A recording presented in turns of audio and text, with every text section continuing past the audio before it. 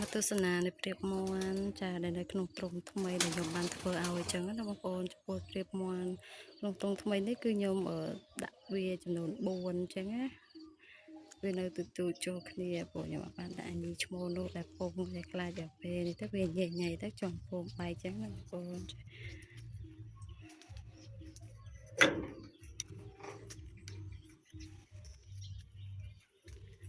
នេះបងប្អូនព្រាបមន់ពុំផេះស្អាតដល់បងប្អូនចាក្នុងទ្រុងនេះគឺមានតែ4ព្រាបហ្នឹងទេព្រោះខ្ញុំទិញយកមកចាំបានតែប៉ុណ្្នឹងសិនណាបងប្អូនចាអត់តន់ទិញយកមកច្រើនទេទុកដើម្បីបង្កាត់ពូជឲ្យវាពងមកបានច្រើនទៅ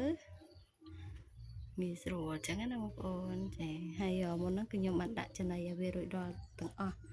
ចានេះគឺកំប៉ុងចំណីវាមានទឹកមានចំណីអីហ្នឹងហើយចំណីវាគឺងាយស្រួលទិញទេបងប្អូនមានចំណីមាន់ចាពោតហើយនឹងស្រូវអីចឹងណាបងប្អូនចា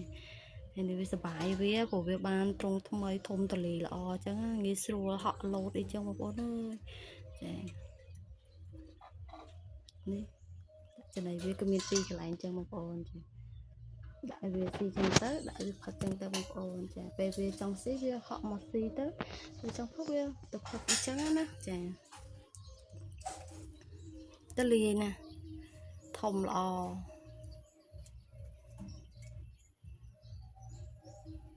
បាទមេឈ្មោះនោះគឺខ្ញុំអត់ហ៊ានដាក់ចូលក្នុងទ្រុងនេះទេខ្លាចវាអត់ចូលក្រាបពងញាស់អីចឹងណាបងប្អូនអញ្ចឹងហើយខ្ញុំបបាយវាដាក់ក្នុងទ្រុងផ្សេងអូ